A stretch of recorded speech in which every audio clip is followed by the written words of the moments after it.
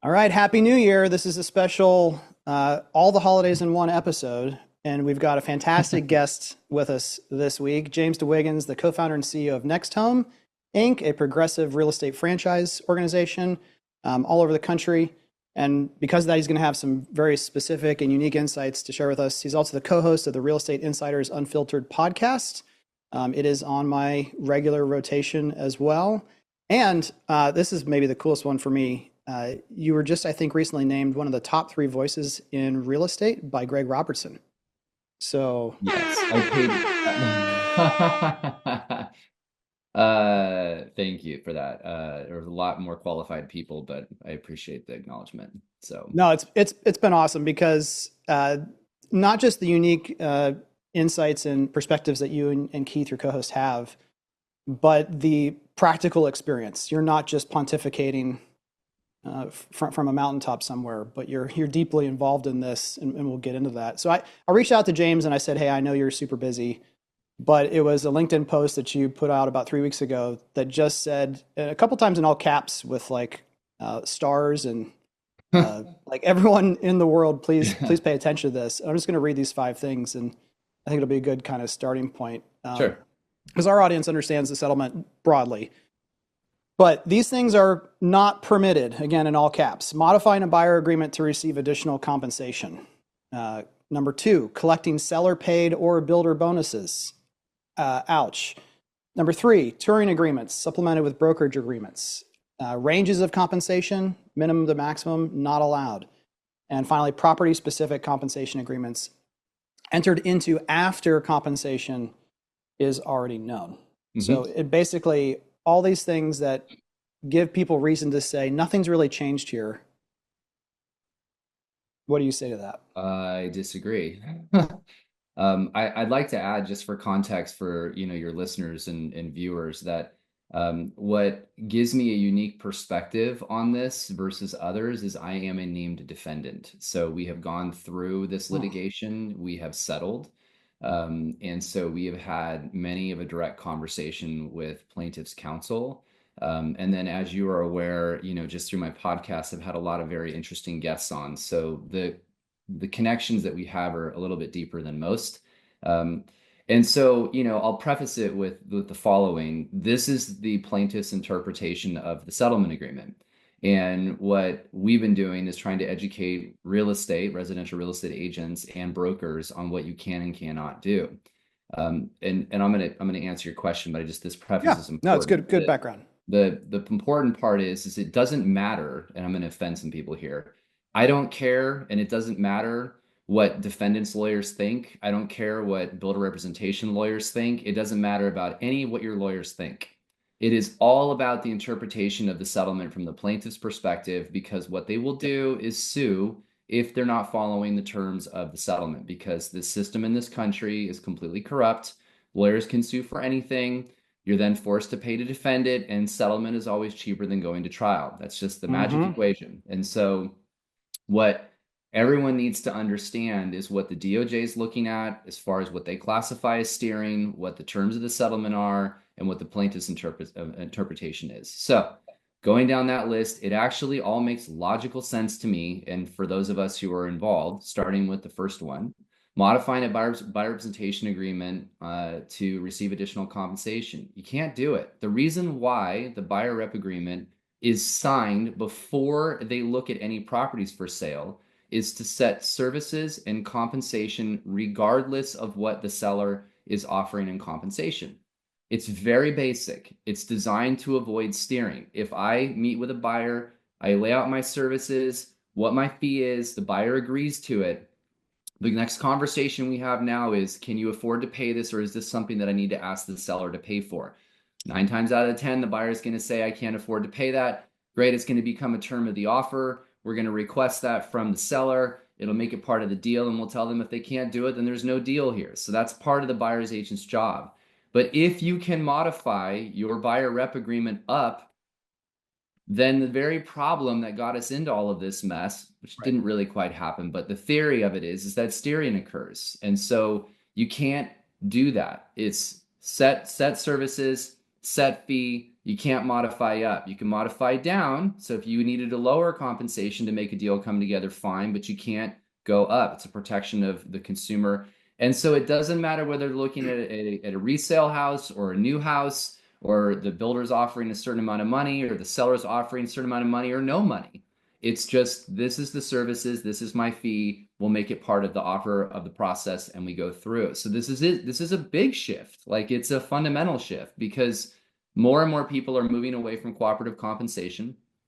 Make sure you ask me that question, because I want to make sure I address what the issues are there. Yeah. And so you're going to see this become decoupled more and more, where the listing agent meets with the seller, sets their fee, the buyer's agent meets with the buyer, sets their fee, everything goes into the offer and becomes a negotiation, the end. That's just where this moves. So to the second point, seller paid bonuses or builder bonuses, you can't do it. I don't know how to put it any more bluntly. Yeah, and I'm just gonna, even though you're putting it bluntly for the audience, because I hear this both from builders and select brokers around the country, some of whom have businesses where they train real estate agents how to work with builders better. They're saying, well, if you enter into a separate side agreement and it's not part of the transaction, you just say, hey, come some random month down the road, I'm going to just drop in this little check into your account just because I like you. It's a violation of the settlement agreement, and you're opening yourself up for further litigation. I'm not saying that people won't do it, but I'm telling you that it violates the terms of the agreement, and then you can get sued. And by the way, the defense costs will bankrupt 99.9% of all agents in this industry. And candidly, people need to stop doing that. If you want to offer a bonus, offer it to the buyer. Right. And there's two kind of aspects. One, for sure, violating the agreement's not an intelligent decision to make, an intentional decision to make, because of the reasons you just mentioned. But also, I think, unfortunately, what was just proven by the whole process in the settlement itself is the reality of the situation doesn't necessarily matter, to your point of how much did this actually occur and was it an issue in the past as a percentage of all transactions done. What mattered is that a jury said, this is being painted in what appears to be a logical fashion. And so now the things we're talking about in context of what has just been agreed to, you almost what I keep hearing you say is like spirit of the law and logic should be your guide here. Because that's what you're going to get sued. Letter of the settlement. It doesn't, I mean, it's like, if you want to violate a settlement agreement, then you certainly have the choice to do so and take that risk.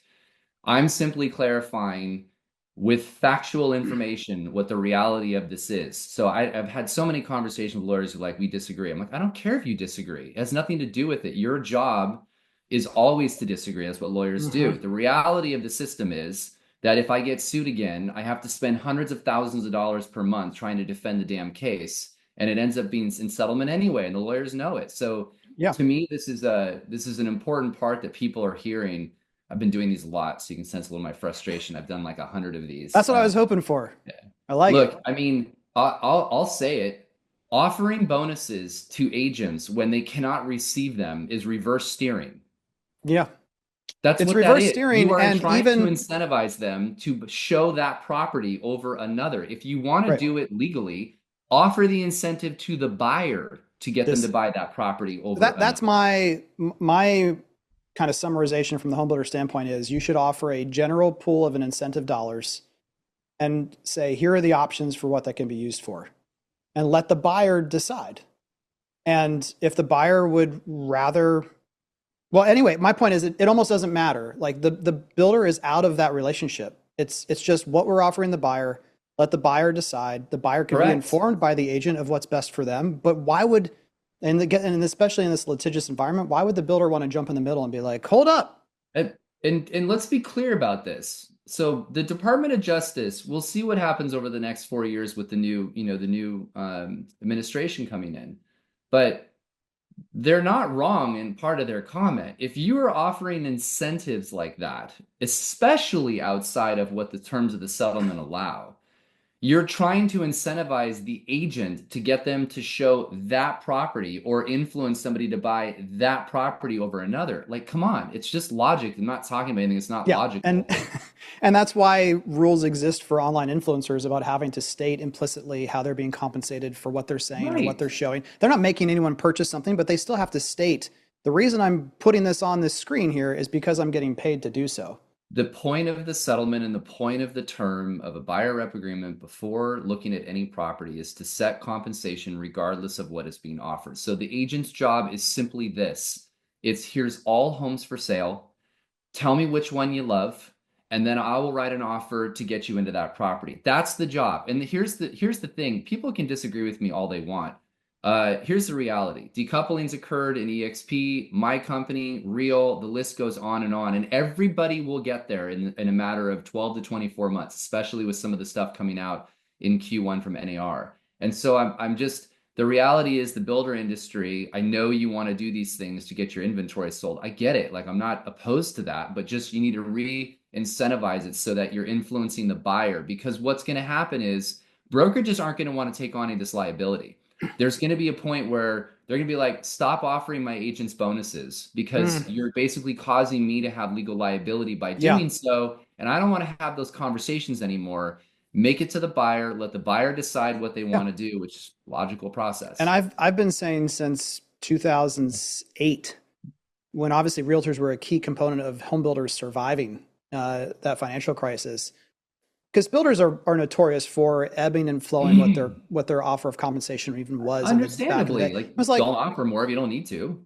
Yeah, right, but also let's just agree on the services being performed in that theory and say what's the fair value. And I've always sure. argued just be consistent of what you believe fair is, communicate that, because the best agents are not consciously going to allow themselves to make a wrong decision in terms of what that bonus offer is anyway. And Correct. there's this causation correlation problem anyway of builders tend to offer the largest bonuses uh, in the months where they're in most need. They don't actually get incremental sales typically from those offers anyway, and then they end up getting back to a normal part of the market where sales come in and they say, "Oh, look, that definitely caused it." No, you survived long enough to get to the part of the market where the buyers should back up. Buyers buy houses they fall in love with.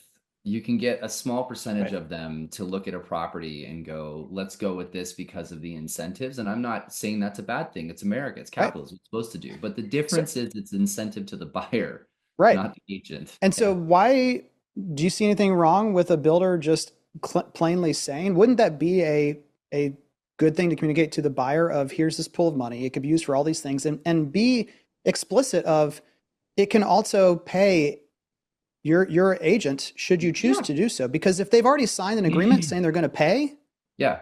and now they're going through the process and saying, dang, this amount I've agreed to maybe is for some reason more than they thought, or it's preventing them, then the builder becomes a solution. There's yes, and so I'm gonna add two pieces to that. So it would be a seller direct concession to the Right. buyer, and the buyer can use that Yes. money for closing costs.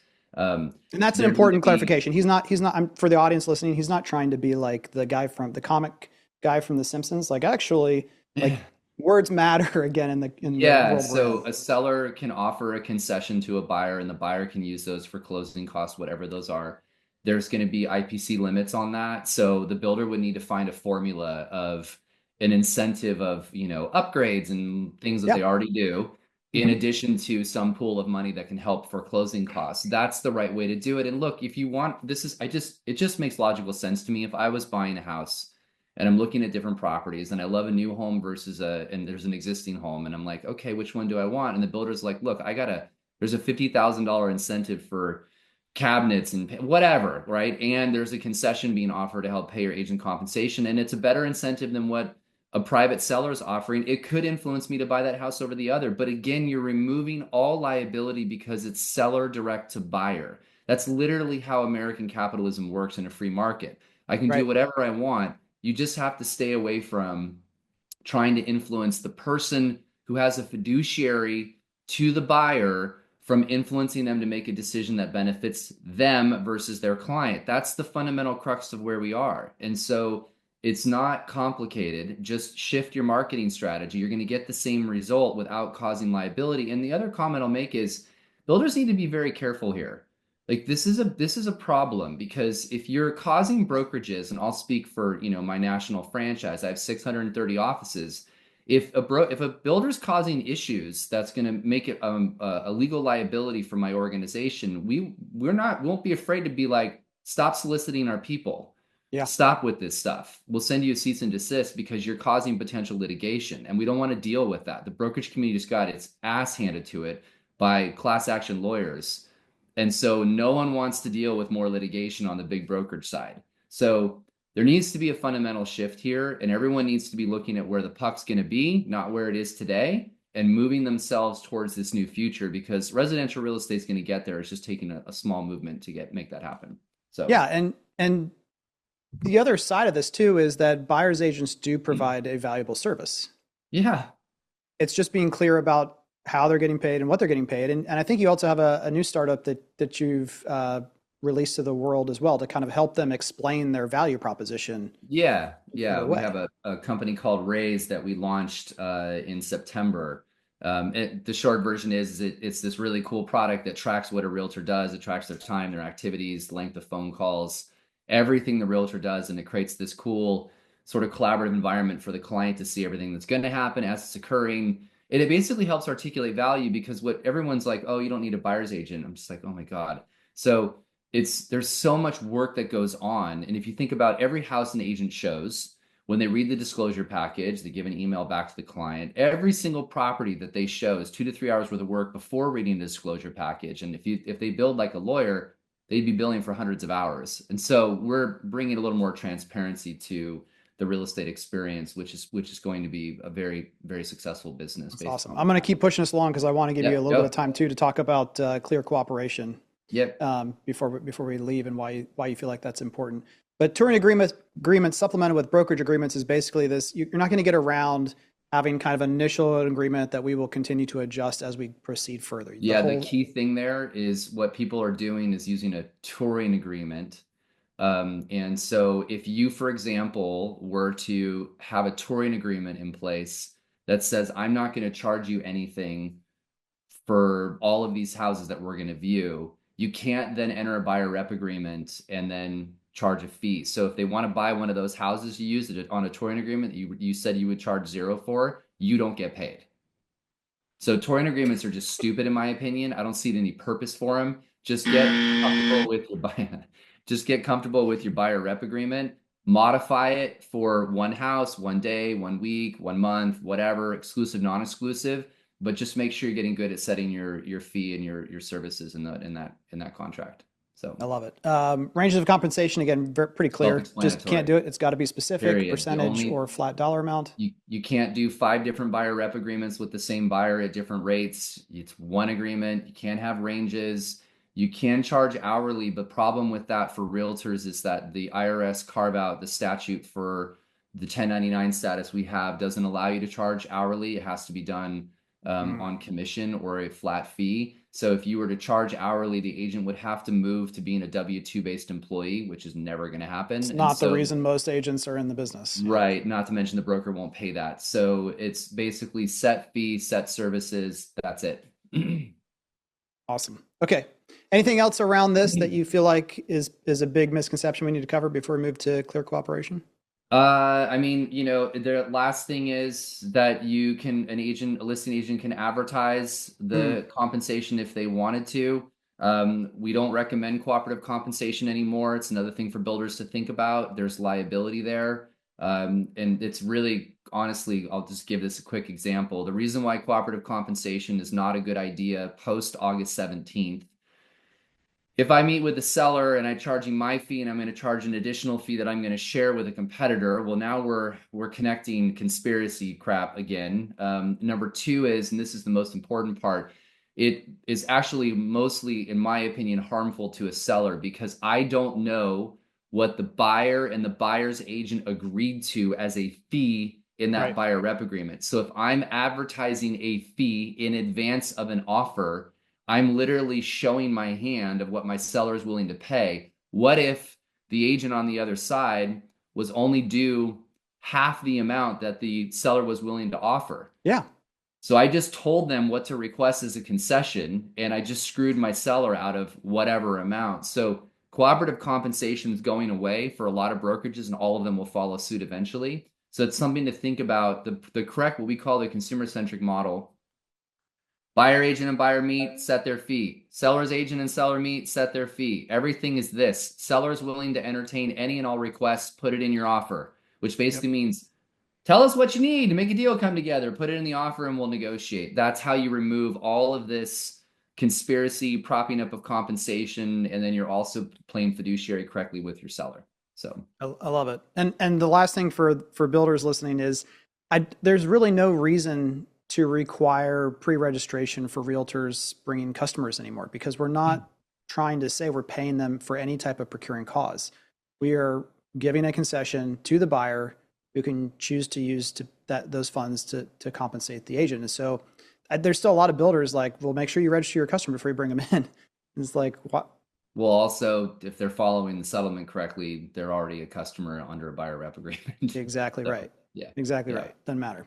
All right. Clear cooperation is something that our part of the real estate world is not as familiar with, but from watching, I like to say, like watching the other side of the fence from the new construction side, there's a lot of discussion around this. New York Times, Wall Street Journal have had articles about it that have quoted you.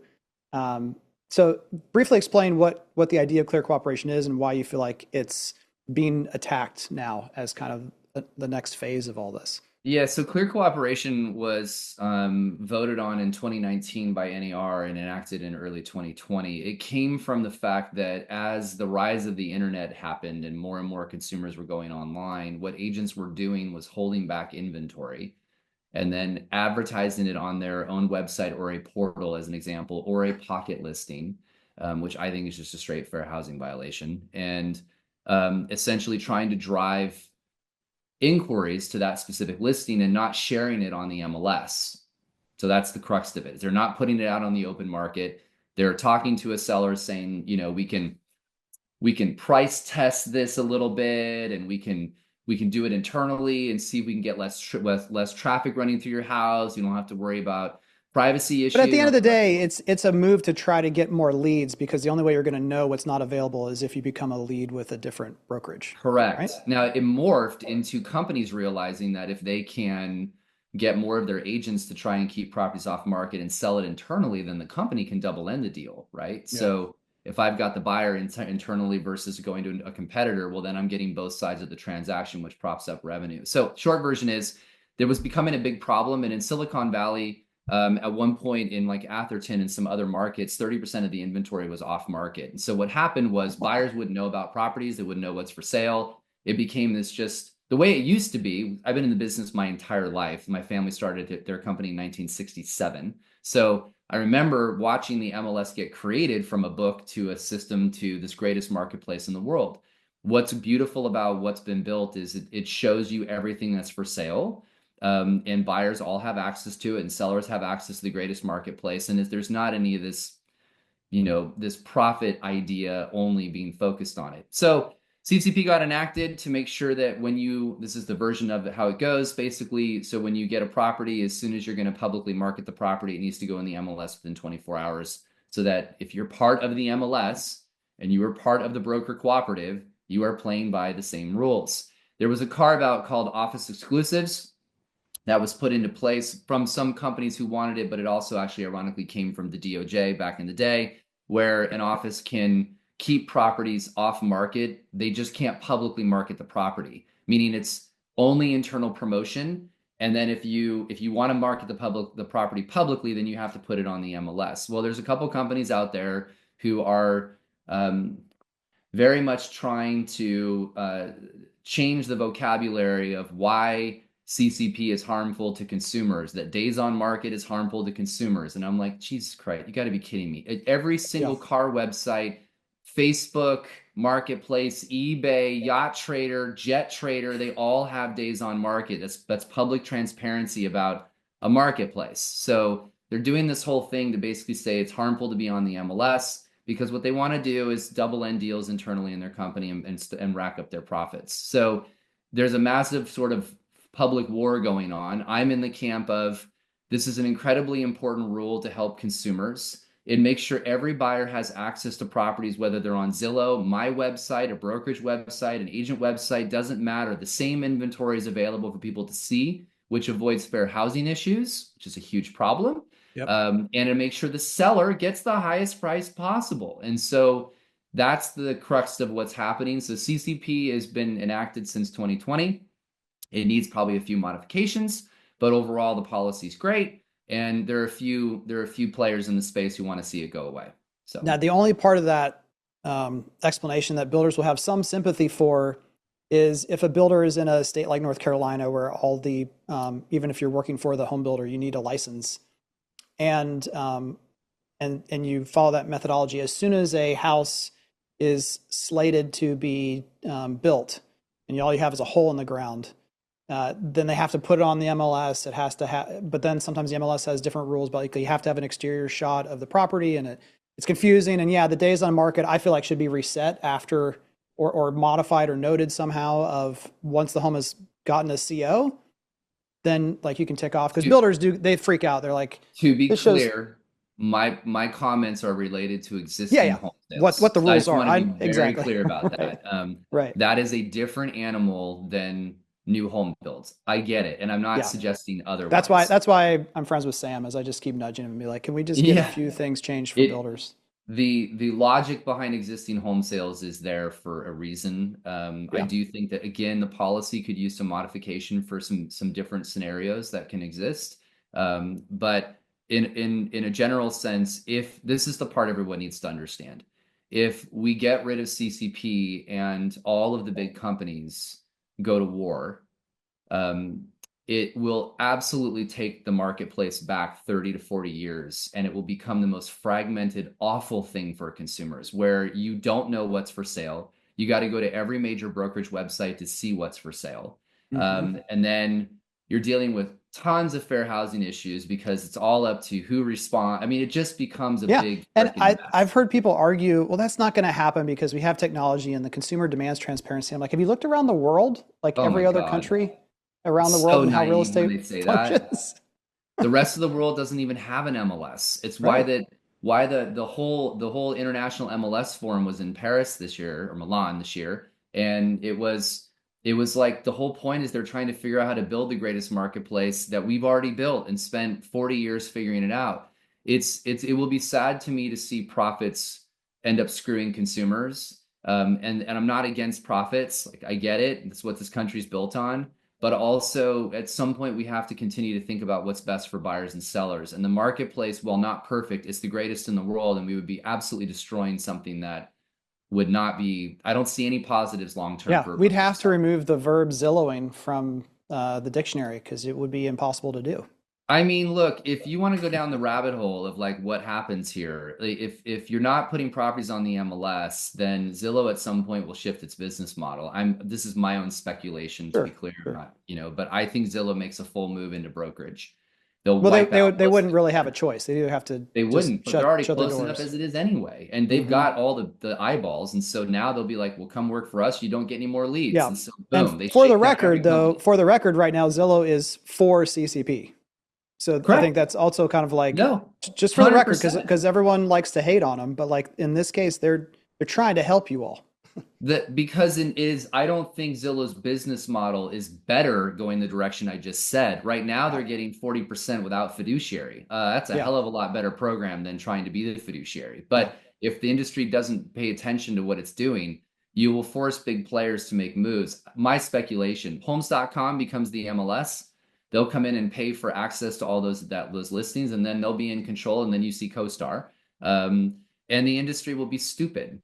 And it will actually be they'll make the decision will end up hurting itself. And that's the part that I struggle with is some of the players pushing this candidly just aren't experienced enough to understand the domino effects of what will happen here, because the companies that they're competing with that are a lot bigger than they are will play the same game. And I even said it, I asked this to one of the agents that work for one of those firms. I said, you have this idea that you're helping your seller. What are you going to do when you've got a buyer that wants to look at a property and you can't get them access to it because it's with a competitor? And it was like crickets. I'm like, you don't think that this game ends up being played both ways? Yeah. You'll end up being able to tell your buyers, I'm sorry, you can't see those listings. I didn't know it was available. They won't show the property because you're not a Coldwell Banker agent. So and then the value proposition for everyone goes down. Yeah. Yep. All right. Last question. Favorite book or podcast? I'm reversing it on you. This is the Um, question James asks all his guests on. I'll go podcasts, and just Okay. because I like to irritate everybody. I just love listening to Joe Rogan, and it's not because I agree with all of his politics and everything else. I just find his guests fascinating, and I think Mhm. for me as a podcaster, he is incredibly good at having very deep conversations with very interesting people.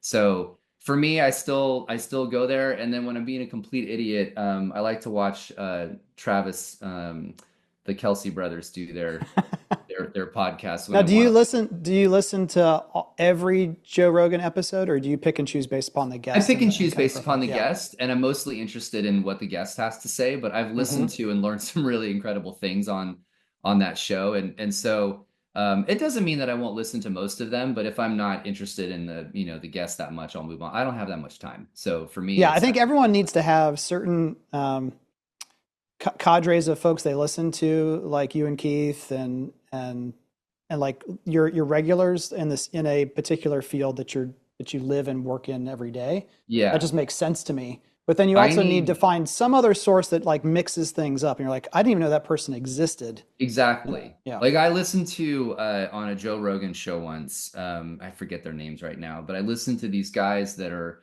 some of the most famous geologists in the world on how they believe that essentially some type of asteroid hit the polar ice cap, which caused tidal waves. And they went through this incredible explanation of showing how the hillsides are built in Montana, which was almost like the sea. And it was you're sitting here listening to this going like, I don't know if this is true or not, but it's just fascinating to look at other ideas and things out there. So for me, just I need that. I need a little bit of humor. And since I'm getting sued every 5 minutes, I need some outlets. And so I find that podcast to be funny. So Oh, you're being sued because you're successful. That's the way it works. being sued because the system's broken, but we can talk about that on a different show. So James, thanks again for taking the time. of course, This episode is coming out on January 2nd, first episode of the new year, and I can't think of a better way to get it started. awesome. Thanks for having me.